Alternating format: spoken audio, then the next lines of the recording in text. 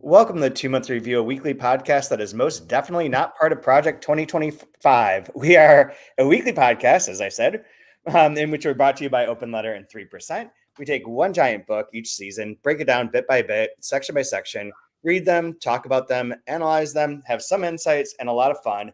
This season, we are doing Lanark by Alistair Gray, and today we'll be covering up to page 267. I am Chad Post from Open Letter Books, joined as always by Brian Wood, author of Joytime Killbox and forthcoming 13 books about how to do self-help. No, not 13 books, but there's going to be 13 rules. Each book will have 13 rules. 13 rules to self-help. There's 10 commandments. There's 12 and a dozen, 13. Yeah. A baker's dozens of self-helps. Yes. That's how we do it. How are you doing, Brian? Oh, I could complain, but it doesn't really matter much. Concerned for the future of our democracy? Yeah, I don't have Parkinson's yet, so that's good. Oh my God. I'm working.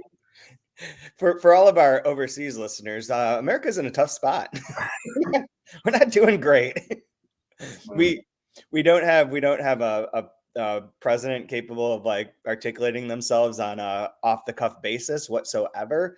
And then recently the Heritage Foundation, who can go fuck itself, came out with their Project 2025 proposal. It's 900 pages long, which includes plans for criminalizing pornography, disbanding the commerce and education departments, rejecting the idea of abortion as healthcare, and shredding climate protection. So as soon as Trump gets elected this fall, we're in good hands. Right on. We're going to be book 3 of Lanark. We will be in hell. I'm curious, would there be like book burnings then if books are considered, not burnings, but like banning books if they're considered pornographic? So, dude, this thing is like that. Like I hear a lot about like the concerns over, book banning, various things through all the publishing spheres, to the book selling spheres, of course. And I'm always like, yeah, okay, pay attention to it, but not really pay attention to it.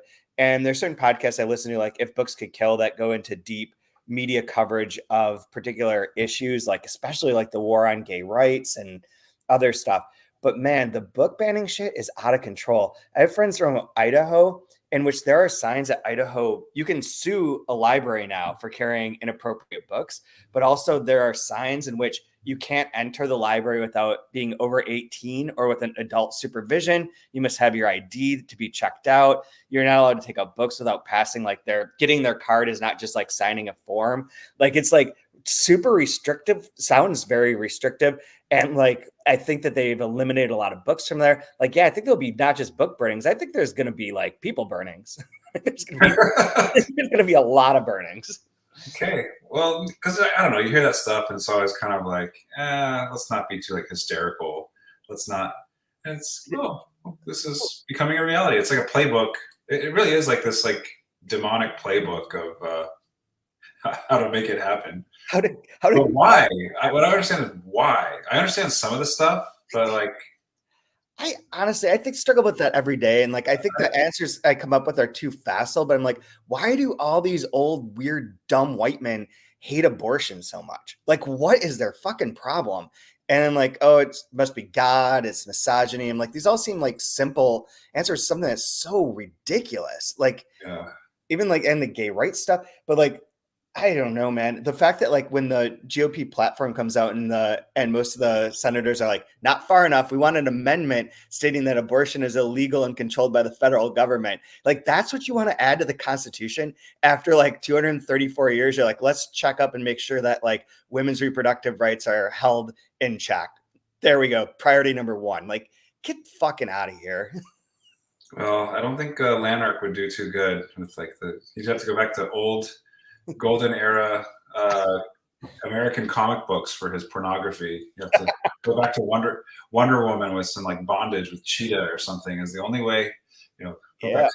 Get some of that good old. There's a great book by Jill Lepore about the history of Wonder Woman and like her origins, the comics origins, and like some of those issues that are part of it. Because the founder, I believe, was like a polygamist. There's like not polygamist, polyamorous. Like there's like a real interesting like history to that, which is great. But also like one of the things that cracks me up in this section is how Duncan Thaw is just obsessed with boobs. Like he is such a boob man. The missile, the cone to a missile a nuclear missile. Like, it'll destroy his world, and yeah. I wanna exactly. I'm gonna have to find my favorite line about it. There's like an abundance of alien breasts, I think it's called. BEWBS, Beebs. He's There we all go. about boobs. He's talking about women. A little group of girls marched out and surrounded him for a moment with swinging skirts and hair, scent, chatter, thighs and colored slacks, and the sweet alien abundances of breasts. Alien. Abundances of breasts. Dude needs to get out a little bit more.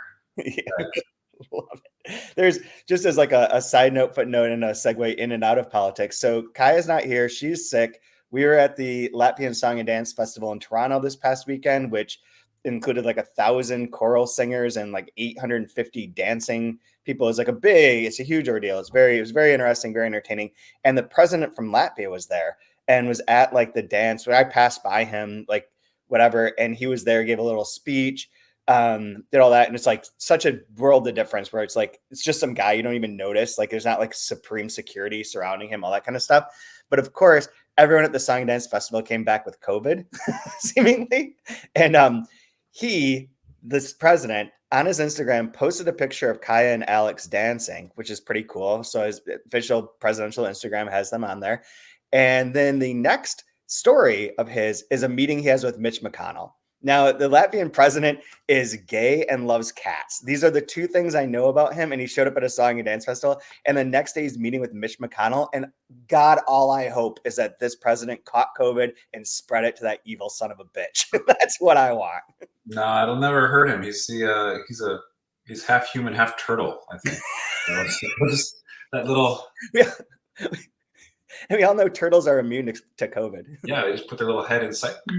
Just, Drinks like a penis in the ocean. Oh my God. Poor Mitch. So funny. So the world's going to hell, which is perfect for this divine comedy. Absolutely. I mean, oh my God. Circling descent into hell this book is. So that's good. Which I think it truly is structured as. So as we've said before we skipped last week. So it's been like a bit since I read this. So I had to like refresh my memory. Honestly, like there's like Jane, I think her name is, like the woman that he like his friend tries to hook him up with. Her name came up early and I was like, who is that? And I was like, God, my mind is garbage.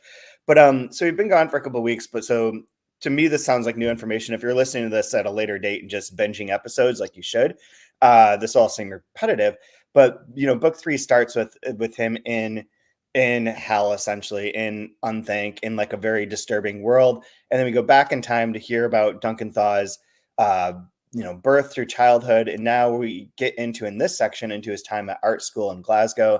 And all this is going to lead back to book 3. So it is like a descent. Like there's this like his rise as a kid, his like innocence, like pastoral, idyllic. Like he even jokes like, if we could end right now, this would be a really happy story, wouldn't it? Exactly.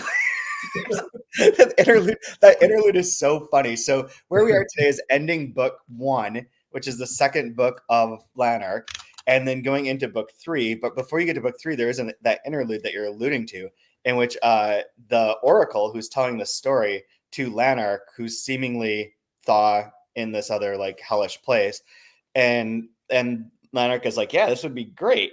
Thaw was not good at being happy. The Oracle said he was bad at it. Yep, that is almost a happy ending. Did Thaw die tragically? No, he botched his end. It set no example, not even a bad one. Just awesome, just super dismissive.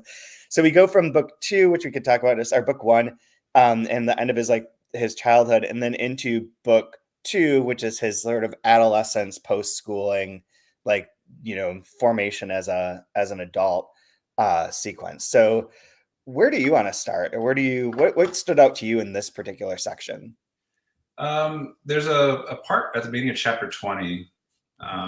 So he's not going to be Hitler. He's getting into art school, and actually makes people appreciate his art somewhat. So yeah. But the middle of 20, where he says, I want to write a modern divine comedy with illustrations in the style of William Blake. And then in that interlude, it's actually right in between what you just read. Yet that is almost a happy ending. A story can always end happily by stopping at a cheerful moment.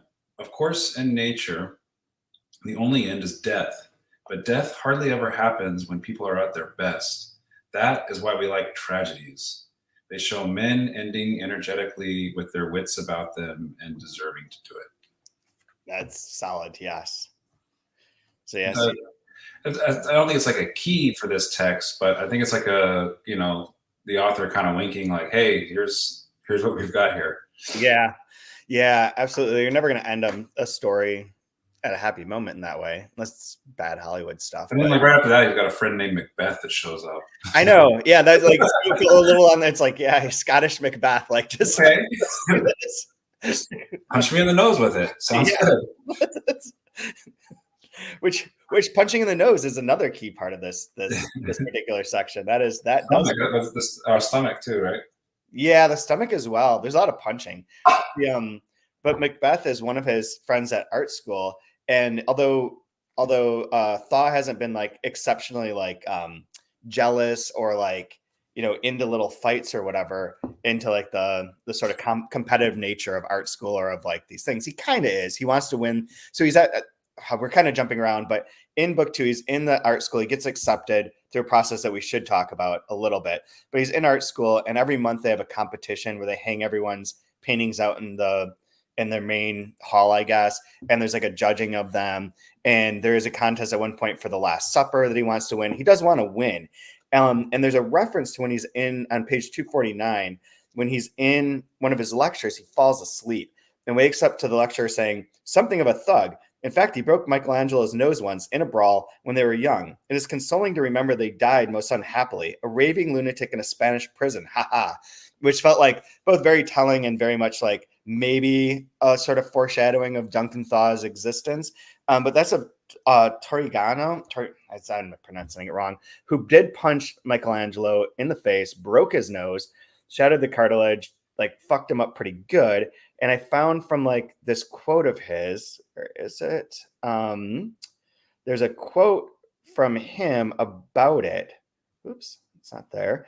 In which he's basically like, Michelangelo is always talking shit. I could not stand this guy. And so I wrecked his face. It's more or less like summarizing here. Here's his quoted exact. This Michelangelo Buonarroti and I used to, when we were boys, go to the Church of the Carmine to learn drawing from the chapel of Masaccio.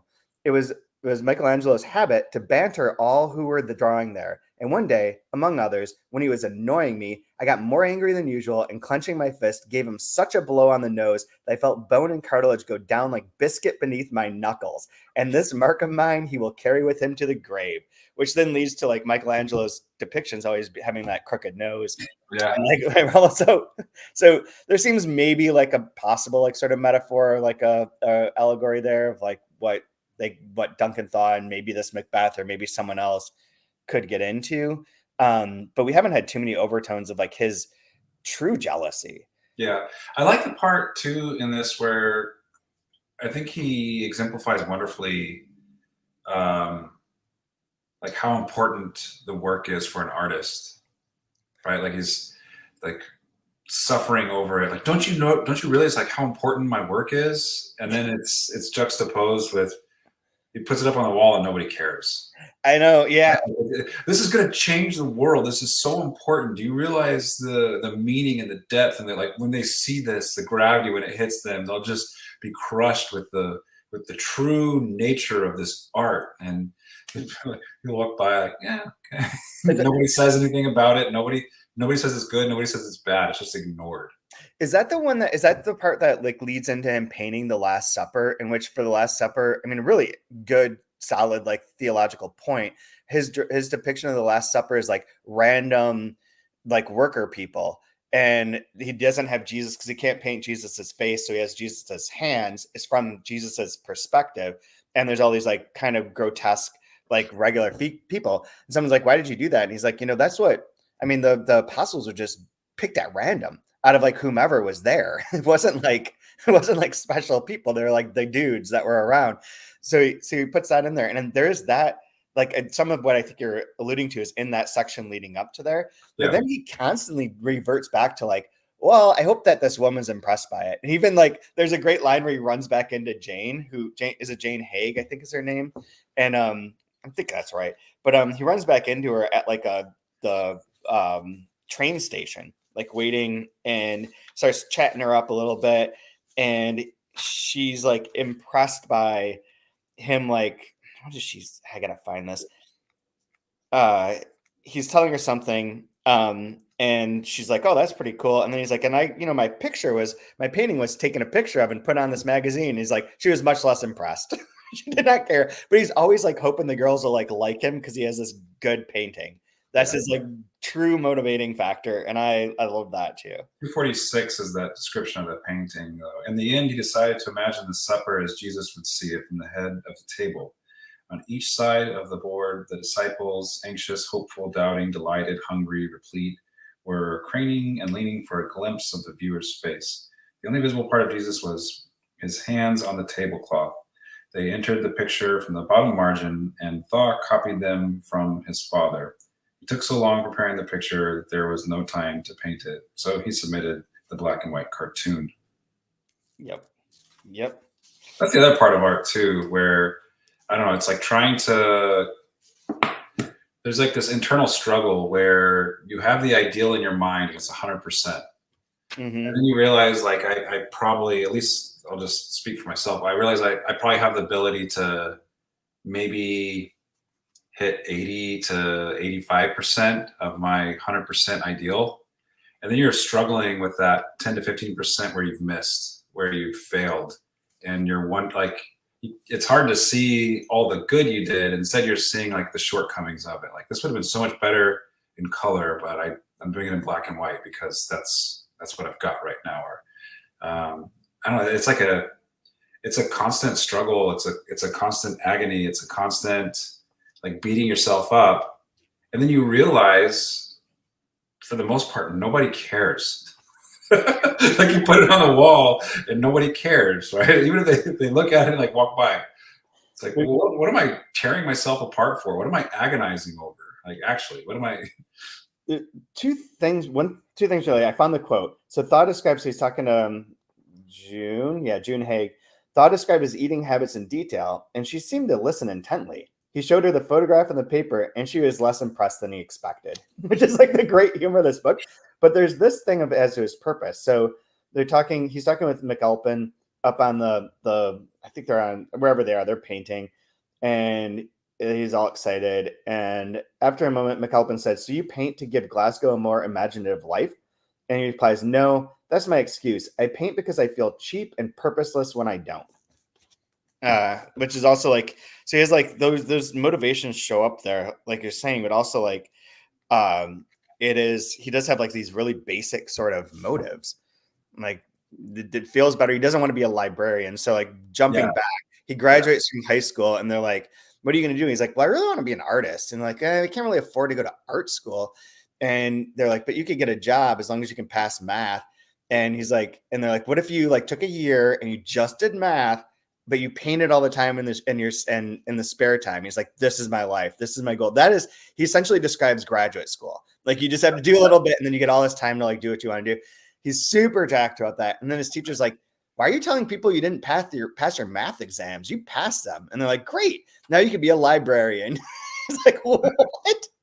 What a turn of events. But then he does end up getting into the art school because he impresses them with his drawings, which I want to come back to his drawings in a second. There was one other part related to that same section where he's having the conversation with McAlpin about art. They're talking about Glasgow, so on and so forth. And he's describing Glasgow, or going through and describing it as like this, like, wonderful kind of place with all this stuff jammed into it. He says, Glasgow is a magnificent city, said McAlpin. Why do we hardly ever notice that? Because nobody imagines living here, said Thaw. McAlpin lit a cigarette and said, if you want to explain, I'll certainly listen. Then think of Florence, Paris, London, New York. Nobody visiting them for the first time is a stranger because he's already visited them in paintings, novels, history books, and films. But if a city hasn't been used by an artist, not even the inhabitants there live imaginatively. What is Glasgow to most of us? A house, the place we work, a football park or golf course, some pubs and connecting streets. That's all. No, I'm wrong. There's also the cinema in the library. And when our imagination needs exercise, we use these to visit London, Paris, Rome under the Caesars, the American West at the turn of the century, anywhere but here and now. Imaginatively, Glasgow exists as a music hall song and a few bad novels. That's all we've given to the world outside. It's all we've given to ourselves. So there is like a representation, not the type of representation that you're usually talking about in terms of art nowadays, but there is the idea of like representing Glasgow for Alistair Gray specifically in the beginning of the 80s. Like it really is like one of those cities that's a major city, but doesn't have that sort of work of art that are the historical works of art that all these other places do that really like do create this mythos. I remember going to London for the first time and being like, I've heard all of these places before. I've seen them in books. I've read about them. There's visuals that I have, but like it just seemed like surreal as if you're falling into like a Virginia Woolf novel or something. Well, there was like, I recall like the wake, his mom's wake, right? Yeah. And they're talking about like, oh, they're talking about soccer or this or that. And then one person mentioned Bernard Shaw and like, that was good. And then that was like, yeah, like is that the only thing that you can? That's the thing that hooks on to. Talk about his mom's death. So the end of the first book is basically just the story of his mom's demise. She have cancer of the blood, is what they say. I think that like Ebola virus. Yeah, bleeding out of her eyes, basically. Pre-COVID. She's dying, and like she goes to the hospital, and they're like patch her up in whatever way they can. She's at home, and she's weak, and she's getting thinner and thinner, and not eating. And he's constantly, Duncan's like, she's gonna get better. Everything's gonna be okay. And his dad's like, no, son, no, you can't have that hope. She's dying. Like they can put her off for a little bit, but she's not going to like last more than a month. And she does die. And it's like truly heartbreaking. And once again, like throughout this whole section, one of the things that really stands out, and I think is there specifically as a way of like, like defusing the sort of traditional narrative of like, my parents were awful to me, therefore I committed a crime. His dad is like, that is so nice. Giving. His dad is like Bandit Plus. Yeah. Like, post Bluey. Duncan, I appreciate you wanted to defend yourself, but let's not punch your sister in the stomach, okay? Like best line, horrifying line, but best line. Thaw's response is, "I don't know how to hurt a woman yet." Like, not with physical violence, but with. To circle back though to that idea of this like tortured artist that we're getting in book 2. I know that that's going to be the title for this episode is the Latin that's in that plate, the plate drawing, right? Yep. Where it almost looks like it's an autopsy, and there's like I don't know. It reminds me of the Rembrandt, where all the doctors are around the body, except this one has like a cool looking skeleton with a staff or something. But underneath it, like. I don't speak Latin, but the best I could translate it was, man has made this separation, which he has cooked and eaten by himself. The one that I came up with was, man is baked and eaten by himself. Okay. Man is baked and eaten by himself. Okay. I don't know if I think I just did the Google one really fast. Okay. So I didn't even go into like, I'll do the ChatGPT one as we talk and see if that's different. But yeah, I was curious about that. That's why I made it the title, because I wanted to make sure that we talk about it. If you have any like insights into that related to I don't know. It reminds me of like the idea, like again, I'm thinking of like the tortured artist, right? Yeah. And what is that torture? And I think it's the isolation. Interesting. Right. I have this thing. It's beautiful. It's inside me. It's creative. We need art in the world. And it's like you're just dining with yourself. So here's what ChatGPT says. It says, a man baked himself and ate the crust. This made the separation. And then it pontificates to us, this is not a standard Latin phrase, but seems to be a whimsical or creative use of Latin words to convey a quirky idea. Okay. So my sense of it was that, like, it's that word WST, I think, depending on how that, I think it changes depending on, that's where I think the translation differences are coming. Yeah. The idea of like that you like sort of like you are going to be the flaw that cooks yourself, and you eat off of your own guilt or imagination. I don't know. The thing about the drawing though is like when he at the end of the section that we're at, he goes to his like director or whatever at the school and is like, "Yo, I need to get into a morgue to see bodies better because like we need to be able to see this for me to like become a better artist of bodies." And they're like, "Yeah, no, we don't really like doing that since the Great War. Like that kind of morbid stuff got kind of out of hand." And he's like, "No, no, no, I really need to do it." He's like, "I need to get to a vivisectionist room." And they're like, "You mean dissection, not like not vivisection?" It's like, yeah, that's a big difference. Also like one of those like potential foreshadowing, who knows, but also relates to that drawing where they're all skeletons and they're watching the skeleton theoretically be dissected in that drawing or whatever's going on. So instead of like the living dissecting the living, it's like the dead dissecting the dead, perhaps. I don't know. They're not dead. They're not all skeletons. That one big one is standing there.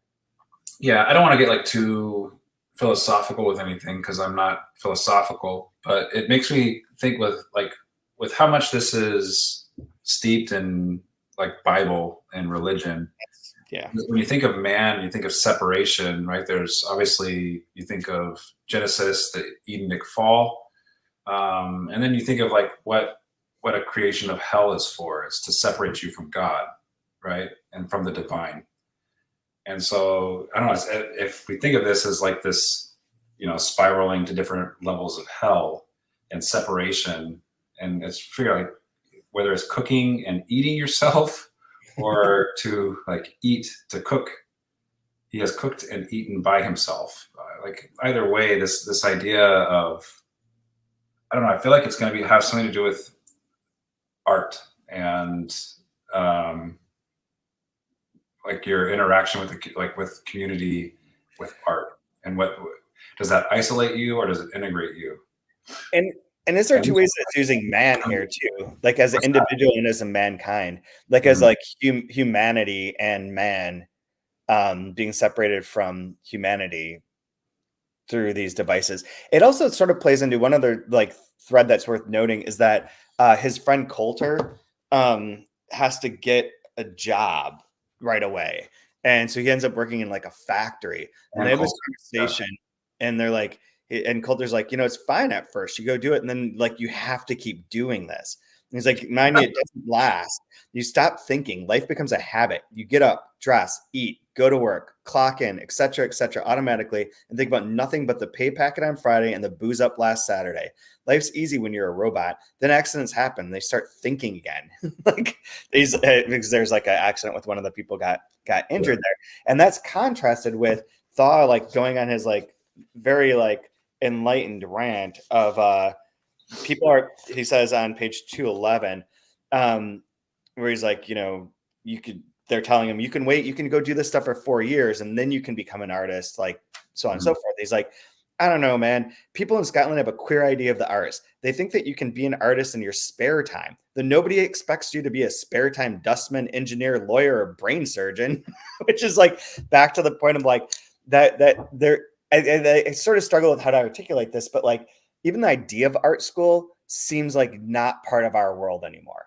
I know that these like RISD exists. Like there's lots of the School of the Art Institute in Chicago. There's lots of art schools. The Glasgow one is still famous and whatnot. But there is this idea of like functionality that's taken over and instrumentality that's been part of if our you want world. to major in ceramics, you can pay for it, but I'm going to pay for your business degree. Right, exactly. And like you can just do art in your spare time. We don't need to value this. This shouldn't be a full-time job. This is a thing you do outside of that if you're creative. And like the world in which he exists, at least to some degree, has people truly just being in the art program to like then maybe teach and we do still have that sort of like setup, but less and less every year. It feels like there's fewer and fewer outlets for like full-time creatives. That's like you're either super successful and make a lot of money, or you have another job, or you're a trust fund nepo baby. It's interesting too because it also spends a decent amount of real estate about stealing of supplies. Yeah, and that like separation he's getting with his family because like what are you doing? It's only 3 pounds. I don't know what 3 pounds is worth back then, but I mean it's a lot for their family. It's meaningful enough where he felt he had to steal it. and Well, he doesn't, but he doesn't steal lies it. and He like saves. borrows. He actually does the right thing there. So his dad's like, I'll give you £1 a week, get your stuff, because I don't want you putting it on credit. So then he gets his stuff and it gets stolen from him. And he's like, fuck it. I'm not gonna tell my dad. I'm just gonna like save money by not eating and like not taking the tram and not doing all this stuff. He's like, I've saved like a chunk of it. Once his dad's like, why did you lie to me? Like, you should have just like told me the truth. Like, and that's another where his dad's basically like, you're not in trouble for this exactly. You're in trouble for just not being honest. Yeah. And then there's that great bit where he's like, his dad's basically like, when you're a kid, I can smack you around, but now that you're old, I just have to jam words down your throat. Like, listen to me. And like, I deserve a lashing. but I he's haven't lashed you since you were a wee lad. but he is trying. They're both trying to do the right thing. Yeah, just hit me. Can you just hit me? I feel so much better. It's so much easier. We just get smacked around a little bit, punch in the gut. That's when I knew I'd grown up. I got in trouble one time, and I was expecting to like be grounded or spanked or something, and instead my father just said, "I'm really disappointed in you. I thought you would have done something different than this. I'm really disappointed. I was just having to sit in that was like the worst punishment for doing something bad. Yeah, like this would be so much easier if you just hit me. It's like no, it's words that really hurt when you get older. Yeah, you have to be of a certain age before that trick lands. Yeah. 6-year-olds do not care. No, I don't care. Like, yeah, whatever. I was 37, so You're gonna buy me a new Beyblade tomorrow. Yeah. Use my Pokemon cards. You know a lot more about the Bible stuff, so he is like obsessed with this biblical imagery and the idea of like all of his drawings that he submits, all the things early on, they're all based on like him illustrating the Bible in various ways or biblical stories. And there's a bit where they're like, I forget who it was. Is it Jonah? Whomever, where they're like, he's in a bowler hat with a cane. Like, why'd you do that? And he's like, I don't know. I felt like doing that. An umbrella or an umbrella and a bowler hat. Well, it's funny because that one comes about. He's reading Jonah. Jonah's a really short book. It's like 4 chapters, I think, if I recall. I don't know off the top of my head, but it's really short. But like if you have a basic understanding of biblical canon, Jonah he's supposed to go one place and gets swallowed up by a whale because there's a storm and the people on the boat are like, dude, get off the boat, you're cursing us. But and then 3 days later it gets spit back out. It's if you think about the crucifixion and then dying and 3 days later spit back out, you see that happen in the New Testament. But the interesting thing with that I thought connected with this book really well was what got Jonah in trouble in the first place was God tells him to go to this place called Nineveh. Yep. And he doesn't want to do that. So he gets on a boat to go as far away from Nineveh as possible, like Spain. It'd be like modern day Spain, Tarshish, I think. And so it's happening when does that happen near like the employment section, I think? It's in there. It's around. Right, so he wants to be an artist and he's trying to like figure out ways not to be an artist. And so there's that trouble, those troubled seas and that toil within yourself when you're not on the path you're supposed to be on. Yeah. And so I think that like thematically hits really nice with what Thaw's going through in his life at that time. Yeah. Also, that story obviously plays a huge role in Moby Dick. They're also like his like going the being in 3 days being spit out thing could also be like part of the metaphor for him going to the Institute in that first section of like going into the belly of the mountain, belly of the whale, and at some point being sent back out. Well, like that too is like a dark place. It's a purgatory. It's a dragon. Yeah, dragon shit all over you.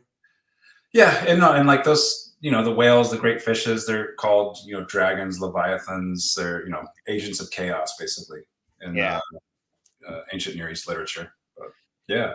There was one other, our friend, loyal listener. One fact I do know about that Jonah story, oddly enough, is the book or the word Nineveh, I think has like Babylonian, and it can actually mean the place of fish.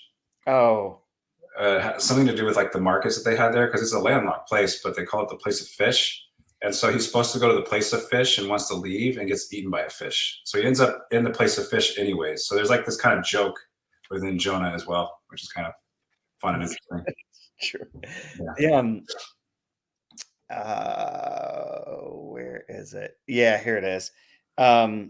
So he's not feeling great at one point. This is from our loyal listener, Ron Restrepo, sent these captions, and you knew what it was right away. So I'll let you tie this in, because there's so much religious imagery and religious Oh, yeah. references in here, biblical references. I mean, primarily. And when he's getting his art stuff and whatnot, but he's not feeling well. He's having crazy thoughts. He's like, all I can think about are like skin diseases and cancers and weird like roaches and Mhm. bugs that have like bellies and are eating things. And he's he's obsessed with this like decay, which ties into like the vivisectionist slash dissectionist. It ties Mhm. into like this other unthank world. And his dad's like, "Can I call a doctor?" And he's like, "How would that help? Like, I'm having thoughts I don't want to think. How would they help me?" And his dad's like, "He might send you a psychiatrist." Like, when? I'm thinking these thoughts now.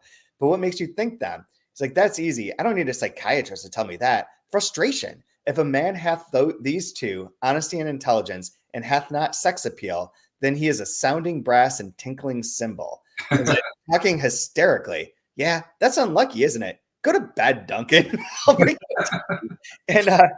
and Restrepo around pointed out that The this, Apostle Paul, right? yeah, from Corinthians 1, if you speak in the tongues of men and of angels, but have not love, I am only a resounding gong or a clanging cymbal.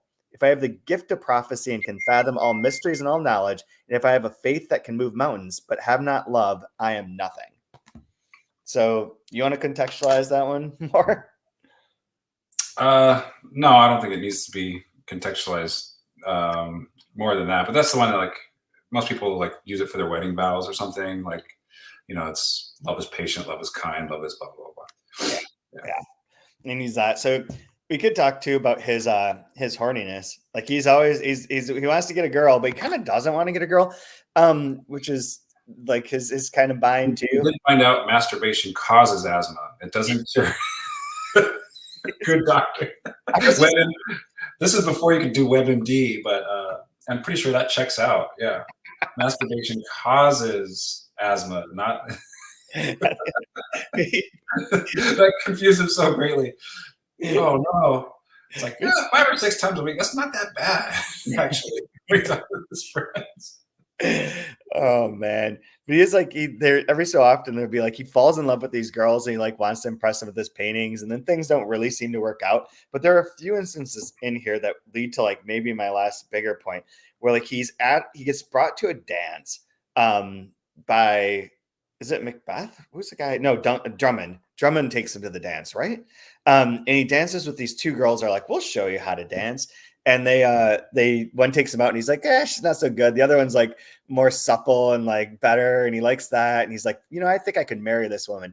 And that scene is very reminiscent of the one from book 3 at the beginning, where Goopy or whatever his name is at that dance, and he goes to dance with that woman. She's like, "You killed me," and they have that whole exchange in like the unthank area. This seemed to be like that kind of parallel there. And then a few pages, I think, before that, on 230, there's a part where he goes about going to Brown's cake shop, and a narrow staircase going down into a wide, low ceiling room that's like the smoking room. That's very similar to that first bar that he goes to in the first part of book 3. And suddenly, like, some of these things don't always link up, but I feel like one of the drivers, and I don't know if this is a question or a statement, but I feel like one of the drivers of reading this book, I mean, it's very pleasant.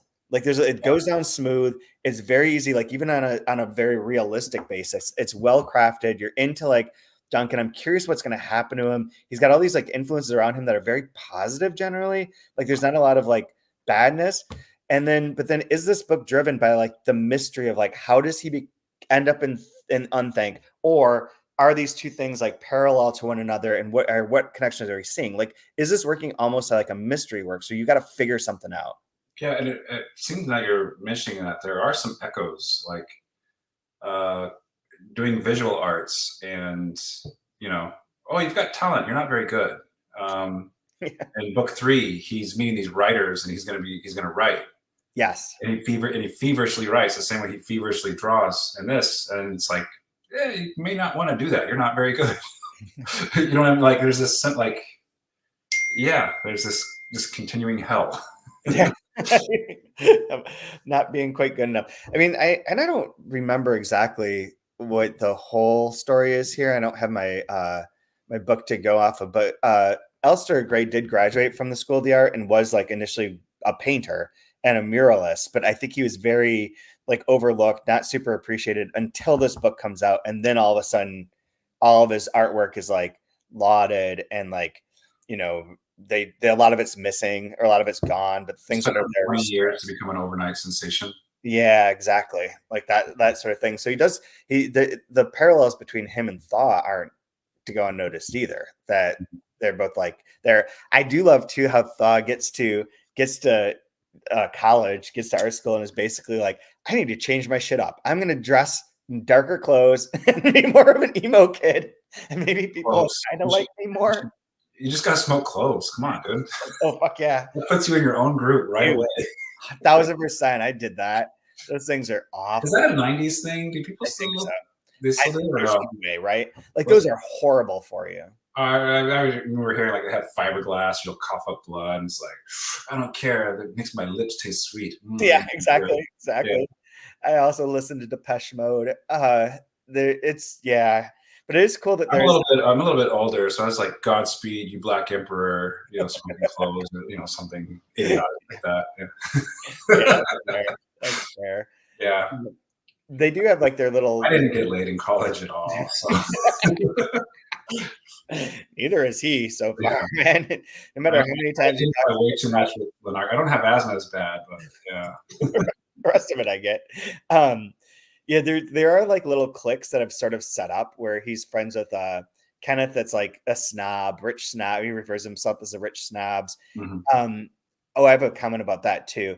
But then there's like the girls, like Molly and all the people that are like the pretty girls. There are like different groups of people that are there, which I feel would be like a huge part of art school. Like every depiction I've ever seen of art school, like mainly I suppose like Claire from 6 Feet Under, and then some of the books we've published in which Danish books where people go to art school always seems to have those kind of divisions, which I really imagine being No, great. it reminds me of MFA. Yeah. Totally. Like it's so cliche and it fits really well. I don't know if MFAs are like this now, but 20 years ago.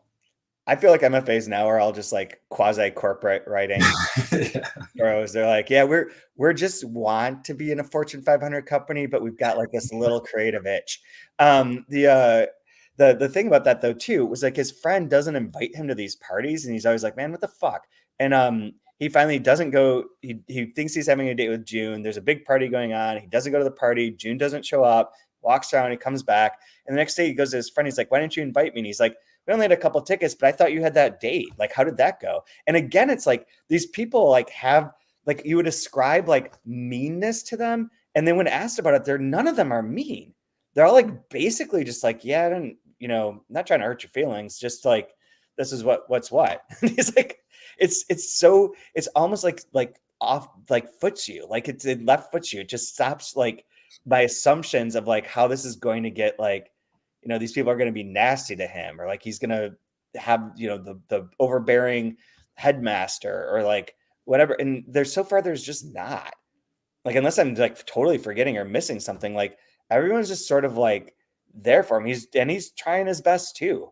Like, Yeah, it's like England going into this finals. It's like it seems like it's going to be fine, but we know it's going to be a tragedy once. yeah, yeah. It's like everything's good. Like, what is going to happen? What is the downfall? What is the? Is this me or is Mr. Thaw played by Simon Pegg in your head? That's who I think of. That's exactly 1000%. I mean, granted, The Boys is like on the docket, and I've not seen today's episode, so do not tell me. But it is all right there. They see him every week, destroying people from the inside out. He also, Simon Pegg and The Boys does tie into this. He was dead, and he got revivified by V, and then he went crazy. His mind was broken. Anyone who doesn't watch The Boys, you definitely should. It is fantastic. I don't know what else I had a bunch of notes, but I don't know if I think we covered almost all of them. Let's see here. Yeah, the interlude. Being a librarian is boring. Well, where do we read to next? So yeah, you always ask me that before I get the I'm sorry. The season open. As we do that, do you have any final thoughts on this section? I don't, but I have a line that I liked. Okay. On page 260. Okay. Then the film Serrano de Bergerac, I can't pronounce that. Yeah. Takazaki. I was trying to softball you up. But, oh, come on, man. Dude, this is a illusion. I will drop this in here because I cannot stop laughing about it. But there's this crazy keto dude or keto dude. A fastball down the middle with that. Come on. Oh, there's this guy that I watch on Instagram who makes these like power protein pack bullshit, and he's annoying and he cannot pronounce tzatziki sauce. How does he say it? You had it right. It's like tzatziki. So tzatziki he pronounces this way. Rick Wiggins. Oh, I thought I responded to it, but I think you did in a message just to me. I think we're both looking at the same exact things right now. Yeah, I'll play it in here, but it's like it's the most bizarre thing you've ever heard. It's Tizai tzatziki. Yeah. He pronounces it Tizai tzatziki. Tizai tzatziki. And he has a video in which he's like, well, I'm not going to change you're all telling me I pronounce this wrong, but this is how we say it in Ohio. And I thought you said chorizo. What was the chorizo one? Oh God, how does he say it? He can't do chorizo either. He can't say chorizo either. It's like everybody's language that's not Ohioan. So yeah, he's like, I got to stay true to my roots. This is how we are in Ohio. I'm not changing the way I pronounce for you all. It's like you could change it because you're just saying it wrong. Like, the city Lima. Yeah, it's pronounced Lima. Yep, like the bean. Yeah. All right. Well, anyways, so they're watching the film Siriano de Bergerac, popularized long noses, and she turned to me. A lot of girls like me because I'm supposed to be a symbol. Because I'm supposed to be a symbol of something. It's humiliating in some ways, but lucky in others. What do you think of Janet? I don't know her. She looks like the Mona Lisa, but has nicer legs. I love that too. Such a good line. Such a good line. That's one I wish I would have written that line. That's an awesome line. It really is. I mean, like the Mona Lisa with better legs. I had a bunch of like potential lines of the week, but this wasn't even one of them. But I saw it as we were going through, and I think it's maybe my favorite. And it's from his friend Coulter. When they're talking, it's like I have no ambitions, Duncan. I'm like the man in Hemingway's story. I don't want to be special. I just want to feel good. Is that a clean, well-lighted place? I think, yeah. What's your guess? No, I don't think so. Hemingway, not be special, be good. This is good podcasting. I feel like it's the older waiter in a clean, well-lighted place, but I don't know. I'll have to find it. The thing that comes up is a farewell to arms, but I do not know. I just like that particular line for it. I don't want to be special. I just want to feel good.